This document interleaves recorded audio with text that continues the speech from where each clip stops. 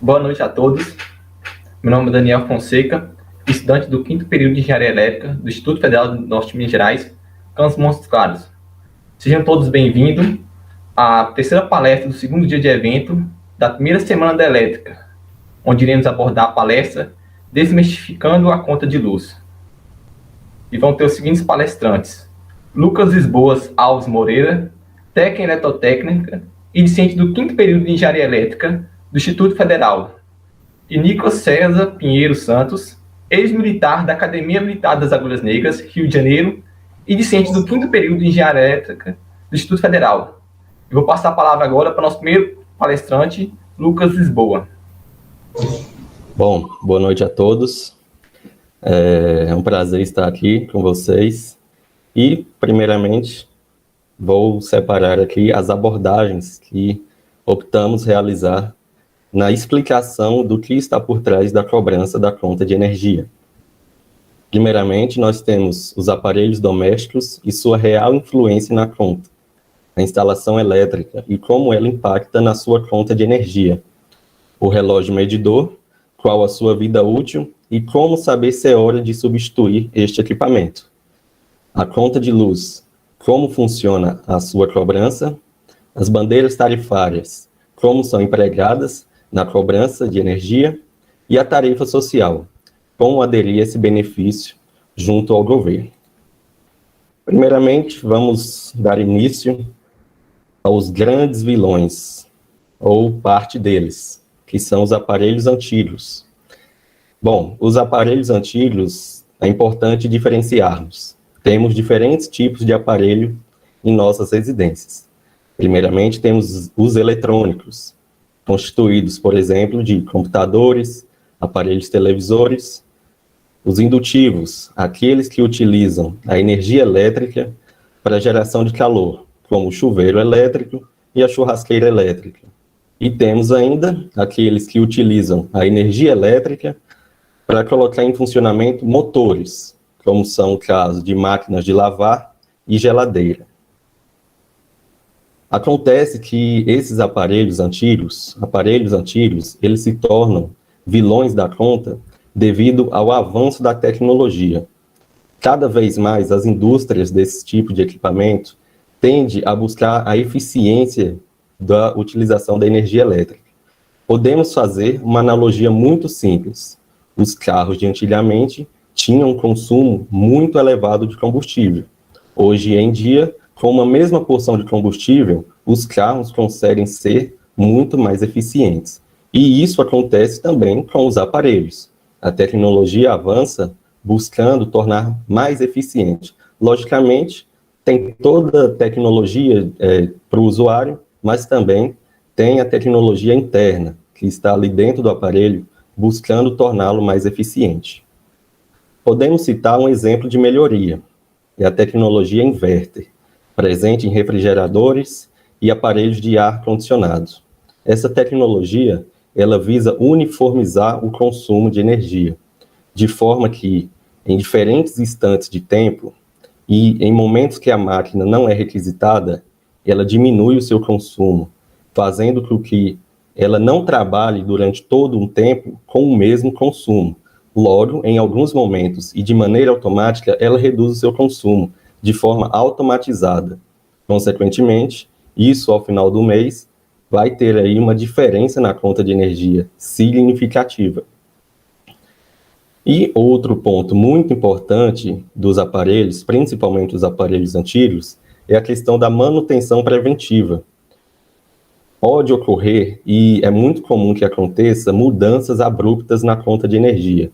Em um mês, vinha determinado valor, padrão, em média, e em um próximo mês, ocorre uma mudança brusca de valores. Isso, em alguns casos, pode representar um aparelho que está com seu funcionamento prejudicado. Além disso, dessa característica na conta de energia, esses aparelhos eles tendem a apresentar alguns sintomas no seu funcionamento. Por exemplo, o caso de um aparelho refrigerador. Às vezes, temos a percepção de que não está refrigerando o suficiente. Então, é a hora de buscar ali um profissional que vai realizar a manutenção e fazer com que esses aparelhos tenham seu funcionamento retomado aos padrões de fábricas, ou pelo menos próximo. E isso, consequentemente, faz com que venha a reduzir o consumo, caso isso seja um problema. Caso isso seja um problema na sua conta de energia. Logicamente, temos que avaliar se os aparelhos estão de fato consumindo mais. E é muito importante estar atento a esses sinais que eu apresentei. Bom, dúvidas a respeito dessa parte, vão mandando no chat aí que ao final da apresentação nós vamos respondê-las. Dando continuidade aos aparelhos e aos itens domésticos, vamos falar agora sobre os aparelhos em stand-by, ou o famoso modo de espera, né? É muito comum, algumas pessoas já presenciaram, ou quase todos nós, a discussão que o aparelho na tomada, ele consome energia quando desligado? O aparelho é mantido na tomada ali, energizado, por exemplo, um aparelho televisor, mas será que ele de fato está consumindo? Bom, esta é a tecnologia stand-by, é o modo de espera, né? Então, o aparelho está esperando o usuário colocá-lo em funcionamento. Então, isso é um conforto, mas que sim, ele gera um consumo. Manter o aparelho na tomada, ele representa um consumo, sim, de energia. Até porque o aparelho está sendo mantido a postos, pronto para entrar em funcionamento em quaisquer momentos. Mas vale ressaltar e realizar algumas ponderações a respeito desse tipo de consumo e a representação do custo deste conforto no final do mês, na conta de luz. Atualmente, existem inúmeros artigos científicos que buscaram mensurar o quão é esse consumo. Alguns artigos mensuraram que representa na sua conta de luz entre 6,5% e 10% da conta de energia apenas para o uso deste conforto, que é o stand-by. Mas vale ressaltar que diferentes aparelhos têm diferentes tipos de consumo. Vou citar um exemplo para fazer um paralelo. Um aparelho televisor, que é um aparelho puramente eletrônico, em modo stand-by, ele, caso seja utilizado 24 horas por dia, em um período de tempo de 30 dias, ele vai representar, em média, de R$ 2,00 na conta de energia para o consumo em stand-by, no modo de espera. Enquanto que um forno micro-ondas, que é um aparelho que gera ondas eletromagnéticas, ele tende a representar cerca de R$ 10,00 na conta de energia, quando mantido em stand-by. É muito comum nos lares brasileiros as pessoas manterem o aparelho micro-ondas em modo stand-by. E isso pode sim representar um valor considerável na sua conta de energia. Então, é interessante nós ponderarmos o quão é interessante o uso do modo stand-by. Logicamente, em aparelhos eletrônicos é algo vantajoso. Algumas pessoas, por exemplo, retiram aparelhos roteadores da tomada durante a noite, querendo alcançar ali alguma diminuição na conta, mas que não vai ocorrer, porque aparelhos de pequeno porte, aparelhos eletrônicos, eles não causam essa economia significativa em relação ao modo stand-by. Então, fica aí a ponderação do consumidor, do usuário, em fazer ou não o uso deste conforto, que é o modo stand-by. E ainda no âmbito residencial, nós temos as lâmpadas de LED. As lâmpadas de LED, primeiramente, elas já estão consolidadas no mercado brasileiro. Isso se deve principalmente à medida do governo que visou retirar as lâmpadas incandescentes das prateleiras. Primeiramente, conceituando a lâmpada de LED, o seu conceito vem de diodo emissor de luz. E a luminosidade, ela ocorre quando a corrente elétrica atravessa um material semicondutor e este vai emanar a luz. Esta simplicidade de funcionamento faz com que as lâmpadas de LED cheguem às prateleiras com um custo acessível. Então, além do custo acessível, fazendo uma comparação com as tecnologias já presentes, que eram as lâmpadas incandescentes e fluorescentes, A lâmpada de LED ela tem uma economia de cerca de 50% a 80% no consumo. Além disso, essa lâmpada ela tende a gerar um conforto, né? Logicamente, depende do usuário, em relação à luminosidade branca. É uma luminosidade fora de tom azulado, fora de tom avermelhado, em relação às outras tecnologias incandescentes e fluorescentes. E, além disso, é uma lâmpada que não emite radiação ultravioleta, que é um item aí no ponto da saúde humana. Dúvidas a respeito do modo standby, da representação de clustres das lâmpadas de LED, vocês podem ir aí mandando no chat, que ao final nós vamos passar por essas dúvidas. Dando continuidade, no âmbito residencial, vamos falar agora sobre quais são os maiores vilões na conta de energia. Primeiramente, é interessante recapitularmos os aparelhos que citei no começo da apresentação, os diferentes tipos: aparelhos indutivos, aparelhos eletrônicos, e de cara podemos identificar que os maiores vilões são aqueles aparelhos que geram calor, como ferro de passar, churrasqueira elétrica, chapinhas de cabelo, até mesmo lâmpadas incandescentes, tecnologia antiga, emanava muito calor, tende aí a elevar o custo. E isso tudo se deve à perda na utilização da energia elétrica, que é aí dissipada em forma de calor. Todo aparelho, em sua maioria, que faz o uso da energia elétrica para gerar calor, ele tem sua perda elevada. Seus componentes internos passam a aquecer, e aquecimento, ou seja, calor, é uma forma de energia. E esta energia, ela está sendo dissipada, ela está sendo perdida.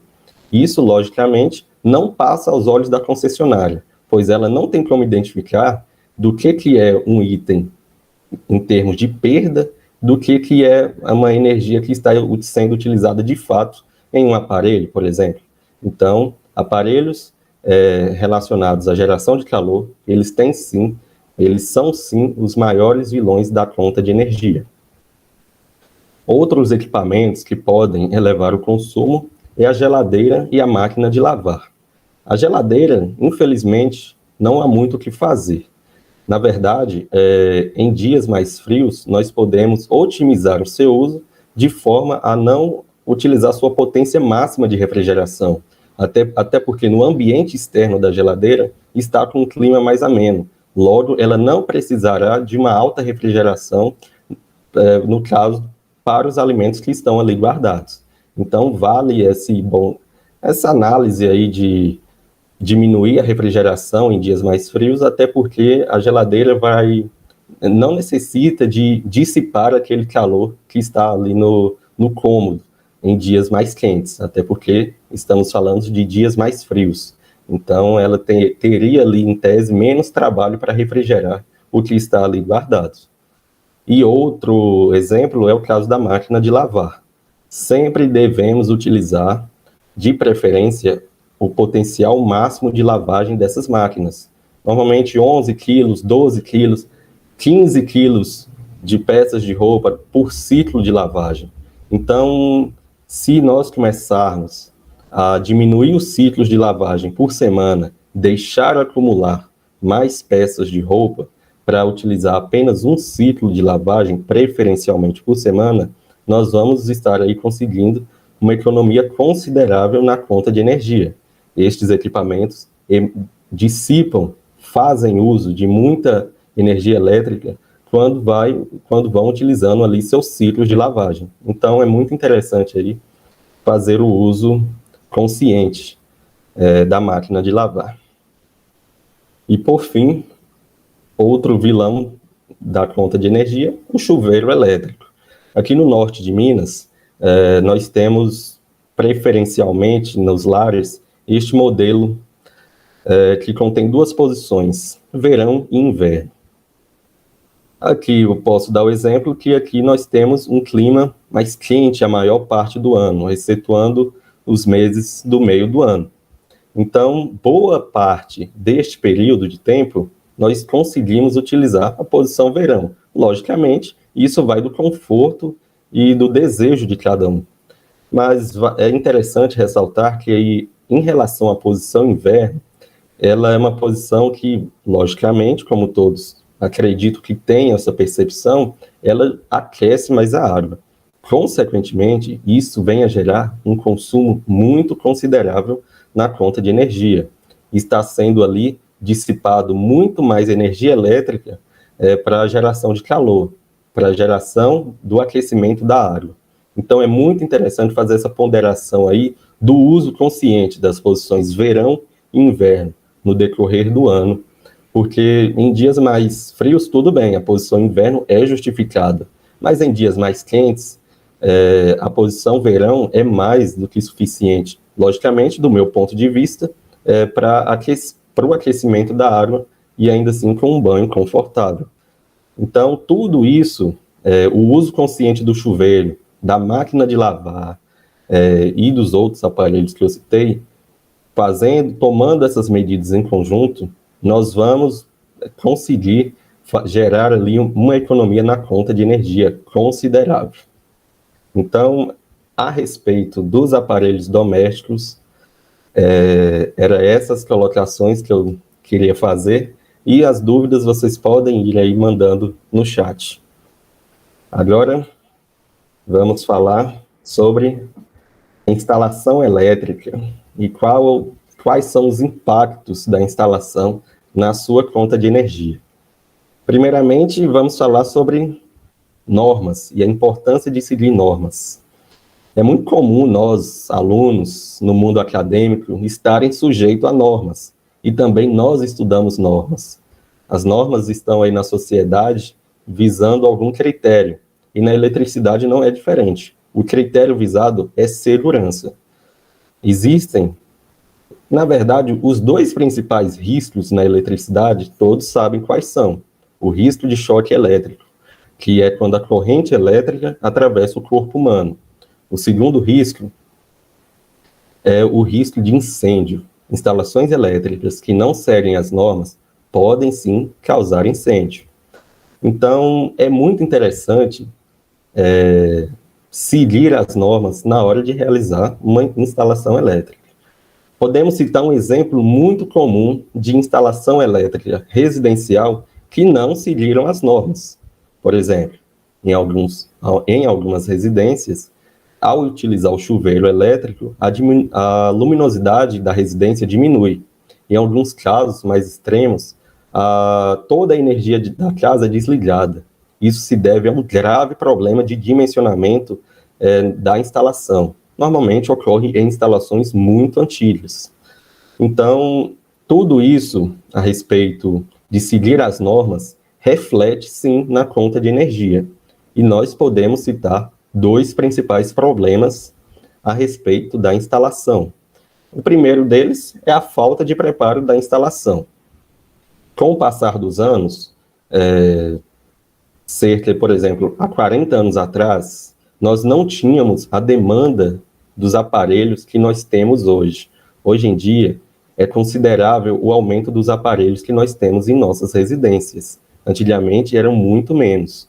Então, assim, residências que não passaram por reformas da parte elétrica estão correndo o risco aí de sobrecarregar a sua instalação. Vamos retomar aqui alguns conceitos de física de maneira bem rápida. Todos sabemos que calor é uma forma de energia.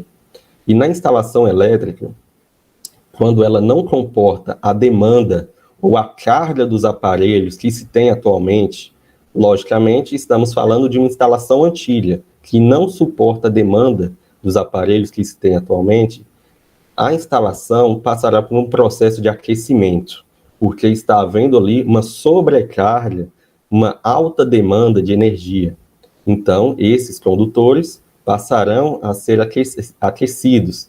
Então, vão dissipar, como expliquei anteriormente nos outros slides, passarão a dissipar calor. E calor, como eu já citei, é uma forma de energia e que está sendo perdida. E isso passa invisível aos olhos da concessionária. Ela não importa se é porque é dissipação de energia se é calor que está sendo gerado ali, dissipado em termos de perda, ou se é o uso de um aparelho. Tudo vai ser contabilizado. Então, uma instalação que não suporta os aparelhos, que se tem aparelhos, por exemplo, geladeira mais nova, aí temos aparelhos televisores, eletrônicos, os aparelhos indutivos que citei, vai gerar tudo isso aí, uma alta demanda, um alto consumo. Então, isso faz gerar o aquecimento e vai ser contabilizado aí na sua conta de energia, porque está tendo perda de energia. Essa perda de energia faz parte da transformação, da perda de calor, da transformação de energia elétrica em forma de calor, então ele vai aí gerar a perda. Bom, a principal norma que norteia as instalações elétricas no Brasil é a NBR 5410.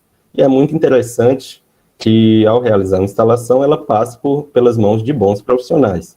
É chato você contratar um profissional e ele não ser conhecedor das normas, e é muito comum também alguns profissionais não seguirem as normas, por mais que a instalação é nova, foi feita recente, é uma instalação que não seguiu as normas. E esse problema da dissipação de calor, da geração de calor nos condutores, pode ocorrer também em instalações novas, quando não é seguido as normas. E o outro problema presente em alguns lares brasileiros, principalmente em instalações mais antigas, é a questão das fugas de corrente. As fugas de corrente aí ocorrem quando a parte metálica da fiação, a parte interna do condutor, está em contato com algum outro material, principalmente materiais ferrosos. Podemos fazer uma analogia muito simples. Temos uma tubulação de água, e essa tubulação de água tem um furo. Ocorrerá ali um vazamento. Na instalação elétrica, ocorre a fuga de corrente. Então, essa fuga de corrente, mais uma vez, ela passa despercebida aos olhos da concessionária. É uma perda de energia que o relógio medidor vai contabilizar e, consequentemente, você estará pagando mais caro por isso. Então, é interessante realizarmos um teste. É possível verificarmos, através de um teste, se temos este problema em nossa residência. Desligamos todos os aparelhos da tomada, não deixamos nada energizado e vamos conferir no relógio medidor se ele continua a registrar consumo. Se o relógio medidor, após algum tempo, após alguns minutos, apresentar ali continuação da medição, continuação da aferição de consumo, temos aí detectado um problema de fuga de corrente na instalação elétrica. Então, essa perda de energia que está em alguma parte da instalação, ela vai sim ser contabilizada na sua conta de energia. Então, um dos motivos que podem estar encarecendo a sua fatura, a sua conta de energia, é este problema das fugas de corrente. Dúvidas aí a respeito das normas e a respeito da instalação, podem ir aí mandando no chat, que ao final nós vamos passar por essas dúvidas, pessoal. Agora, nós vamos falar sobre o relógio medidor. Primeiramente, vamos mostrar aqui os dois modelos, né, que temos aqui no Brasil. Este, na imagem superior, é o mais comum, que é o relógio medidor eletromecânico. Ele utiliza do campo magnético da fiação interna a este equipamento para girar este disco. E este disco, ele vai efetuar o registro aqui no registrador. Então, basicamente, este é o tipo de funcionamento. E o modelo eletrônico, puramente eletrônico, ele não faz uso de tecnologias mecânicas ou eletromecânicas. A partir ali da eletrônica do equipamento, ele já consegue realizar a aferição. Ambos os equipamentos realizam a mesma função, desempenham a mesma função em termos de medição. Então, não cabe aqui falar que um é melhor que o outro em termos do seu trabalho, que é unicamente medir. Acontece que estes equipamentos, eles também podem apresentar uma representatividade aí no custo da sua conta de energia. O problema de fuga de corrente que eu apresentei anteriormente, que pode ocorrer na instalação, também pode ocorrer neste equipamento e em toda a sua estrutura, principalmente em imóveis mais antigos. É um problema muito comum. E também é muito interessante ressaltar aqui que o relógio medidor ele tem uma vida útil estipulada pelo Inmetro, que é de pelo menos 15 anos. A partir deste momento, o aparelho ele pode apresentar algumas possíveis falhas e cabe ao usuário detectar essa falha. No caso da fúria de corrente, caberá um profissional eletricista identificar se o problema está acontecendo na instalação elétrica ou se está acontecendo na estrutura em que está presente ali o relógio medidor. Então, o profissional irá lhe comunicar onde está ocorrendo o problema. Caso seja no relógio medidor, é passível de substituí-lo. E também, caso o eletricista identifique quaisquer outros problemas, a não ser a fúria de corrente no relógio medidor, e que pode estar interferindo na aferição da sua conta de energia, gerando ali prejuízos ou encarecimento da conta, é passível de solicitar a substituição de maneira gratuita. A ANEEL, Agência Nacional de Energia Elétrica, respalda o consumidor para que a troca seja solicitada e feita de maneira gratuita por parte da concessionária. Vale ressaltar ainda que é interessante ter a comunicação de um técnico alegando os motivos da substituição, pois a concessionária ela pode não detectar o problema e simplesmente repassar o custo de substituição ao consumidor. Então, é muito interessante nós estarmos atentos à vida útil aí destes equipamentos e verificar possíveis falhas. Relógios medidores muito antigos, eles podem sim estar contribuindo negativamente na sua conta de energia. Bom, dando continuidade, vou passar agora a fala para o meu amigo Nicolas César para dar continuidade à palestra. Bom, pessoal, boa noite. Meu nome é Nicolas e eu vou continuar a palestra aqui e vou começar sobre o assunto da conta de luz.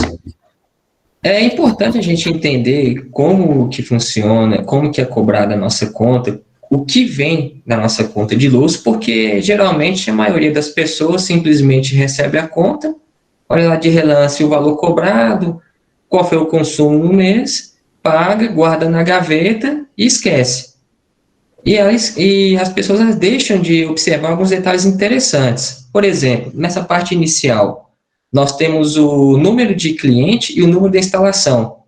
Eles são números que você precisa informar para a concessionária caso você solicite algum serviço para ela. Por exemplo, a energia no seu bairro acabou. Você liga para a CEMIG, se não me engano, o telefone é o 116. Você já cai na secretária eletrônica, e a secretária eletrônica já te pede para você digitar o número de instalação ou o número de cliente. Porque aí a CEMIG já vai identificar de onde está sendo feita a solicitação, de que cidade, de que bairro, que região da cidade está sendo feita a solicitação. Mais abaixo nós temos as datas de leitura, sempre informando a data de leitura do mês anterior, do mês vigente e do próximo mês. E um pouco mais para a esquerda, nós temos a classe no qual o titular da conta se enquadra. Essa classe, é importante falar que essa classe ela define a modalidade de cobrança para a sua tarifa. Por quê? Vamos falar primeiro, quais são as classes que a CEMIG, quais são as classes que a concessionária divide? Temos a classe residencial, a classe comercial e industrial, a classe rural e a classe poder público. E dentro dessas classes, há subclasses específicas. Por exemplo, na classe residencial, nós temos a subclasse de residencial baixa renda, residencial baixa renda indígena. Na comercial industrial, nós temos o serviço de transporte, serviço de comunicações, templos religiosos. Na classe rural, nós temos a subclasse de agropecuária rural, residência rural, agroindustrial. E na classe poder público, nós temos a subclasse de iluminação pública, serviço público ou consumo próprio. Então, essa divisão é feita porque a cobrança da tarifa de energia não é igual para todas. Ou seja, a pessoa que tem, o cliente que tem a classe residencial, não vai, o cálculo da energia dele vai ser diferente do cálculo da energia do cliente que tem a classe comercial industrial. Seguindo para uma outra imagem nossa, da conta de energia, nós vemos aqui outras informações bem interessantes. Por exemplo, o histórico de consumo, aqui bem do lado esquerdo, bem do lado esquerdo inferior. Esse histórico de consumo, a CEMIG disponibiliza o histórico dos últimos 12 meses. Então, assim, o cliente ele poderá ter noção de como foi o seu consumo, se ele consumiu mais, se ele consumiu menos, qual é a média de consumo dele por mês. Em seguida, nós vemos o campo de informações gerais. Aqui é onde o consumidor ele pode ter informação de descontos da tarifa, a bandeira tarifária vigente e o reajuste, e se caso houver um reajuste da tarifa. Já no campo valor faturado, o cliente ele tem a informação de como foi calculado o valor, com os detalhamentos do consumo, os impostos e as tarifas cobradas. Lembrando que, eu não sei se vocês estão sabendo, mas a CEMIG está cobrou no mês passado e nesse mês a bandeira tarifária vermelha patamar 2, que é um assunto que eu vou falar um pouco mais à frente. Sobre as bandeiras tarifárias, infelizmente, a bandeira tarifária não é um plano do governo para arrecadar mais dinheiro do contribuinte, porque, na verdade, ela apresenta uma lógica na sua cobrança. Mas, para entendermos isso, precisamos primeiro entender a matriz elétrica de nosso país. Como a gente pode notar nesse gráfico, podemos ver que grande parte da nossa matriz elétrica é gerada pelas usinas hidroelétricas, cerca de 65%. Por que eu estou focando nisso? Porque hidroelétrica tem a ver com água. A água a gente pode fazer uma breve relação com chuva, ou seja, o regime pluviométrico. Como as usinas hidroelétricas elas são maioria na geração de energia, a gente fica muito dependente do regime pluviométrico em cada região do Brasil. E aí onde entra a bandeira tarifária. Por quê? Porque se tiver a determinada região passar por um período de tempo muito longo sem chuva, o nível das barragens vão diminuir e a usina não vai poder operar em capacidade máxima. Quanto mais o nível da barragem diminui, mais a usina tem que abaixar o seu nível de produção de energia. Aí que entra as usinas termoelétricas. Por quê? Para poder suprir essa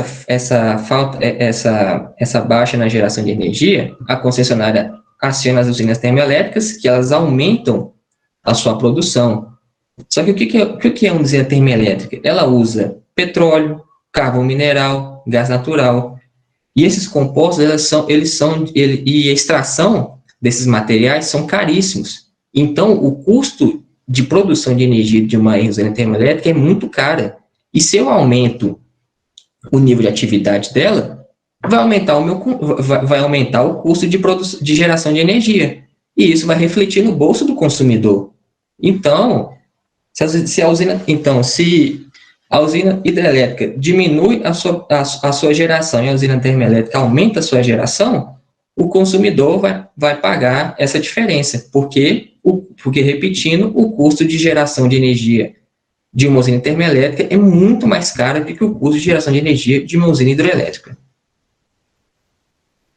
E aí eu pergunto para vocês, lembre que eu falei que a CEMIG está cobrando a bandeira tarifária patamar 2, vermelha patamar 2, justamente por causa disso. A falta de chuva está agravando esse problema.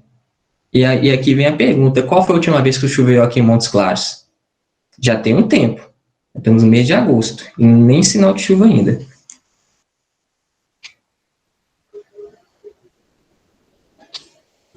Então, resumindo, as bandeiras tarifárias, elas servem como um semáforo que indica a diferença do custo de geração de energia para os consumidores. A cor das bandeiras ela foi definida pela Agência Nacional de Energia Elétrica, que é a ANEEL, de acordo com as condições de geração energética, e são divididas em verde, amarelo e vermelha. Então, a gente tem aqui que na bandeira verde, quer dizer que as condições de geração são favoráveis. A bandeira amarela quer dizer que vai ter as condições já são menos favoráveis e já vai ter um acréscimo de 1,87 para cada 100 kWh consumido. A bandeira vermelha patamar 1 vai ter um acréscimo de 3,97 para cada 100 kWh consumido. E a bandeira vermelha patamar 2 vai ter um acréscimo de quase R$10 para cada 100 kWh consumido. Lembrando que a bandeira patamar 2 já está em vigência nesse mês de agosto.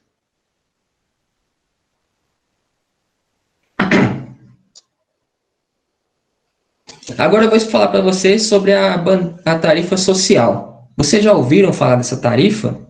É uma forma de oferecer um desconto na conta de energia para as famílias de baixa renda. Ela foi criada pela Lei número 10.438, de 26 de abril de 2002. E para conferir se você já é cadastrado ou não, é só você pegar na sua última conta de luz e ir lá no campo classe e subclasse.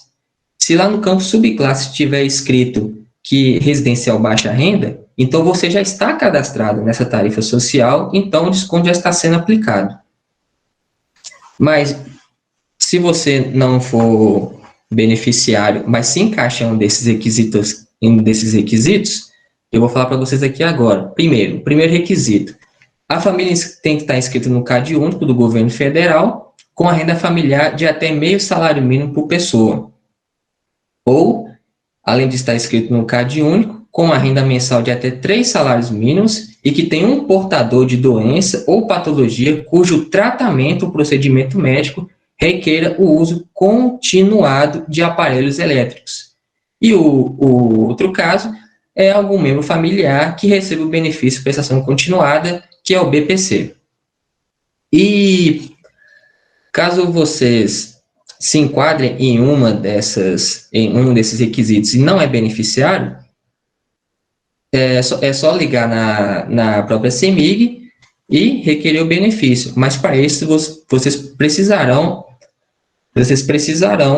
apresentar alguns documentos. No primeiro caso, CPF, carteira de identidade ou qualquer documento de identificação oficial com foto, o NIS, que é o número de identificação social, e se for de família indígena ou quilombola, eles também têm direito a essa tarifa social. E eles podem informar esses mesmos documentos que eu acabei de falar. Mas se não possuir o documento de identificação oficial com foto, será admitida apenas a apresentação do RANI, que é o Registro Administrativo de Nascimento Indígena. No segundo caso, além do CPF e da documento de identificação com foto, e também o NIS, que é o número de identificação social, a família deve apresentar um atestado subscrito por profissional médico, que tem que ser homologado na Secretaria Municipal de Saúde, nos casos em que o médico não atue no SUS ou em estabelecimento particular conveniado. Esse relatório ele tem que comprovar a necessidade e a previsão do período de uso continuado de aparelhos, equipamento ou instrumento que requeira o uso de energia elétrica. E para o último caso, que é o membro familiar que recebe o BPC, é só ele apresentar, além do CPF e do documento original com foto, o número do benefício.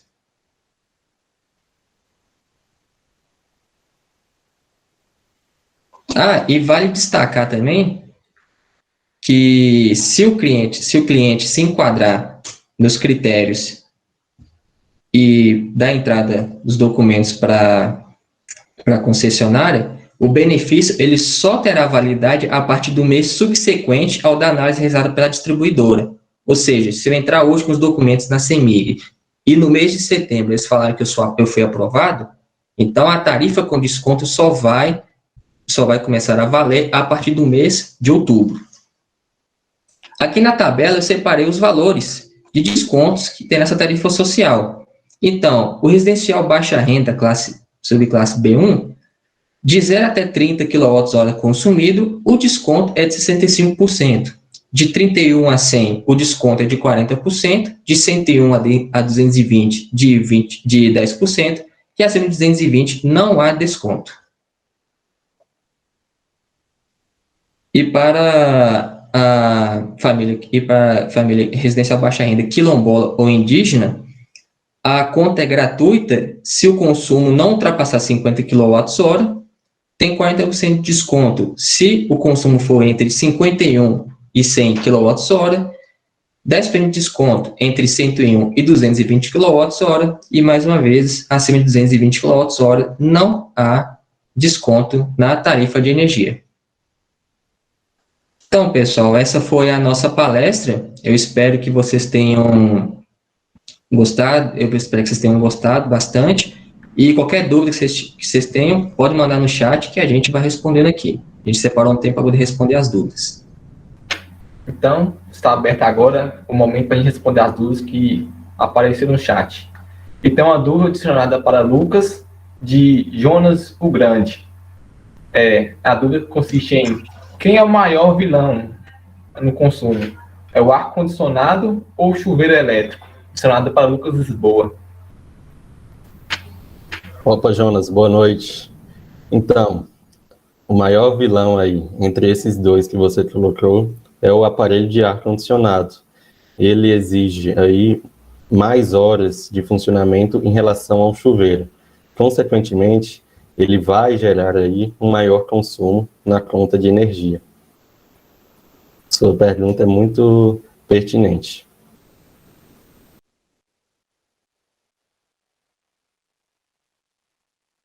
Caso você tenha outras dúvidas, pode colocar aqui no chat, que a gente pode ir respondendo.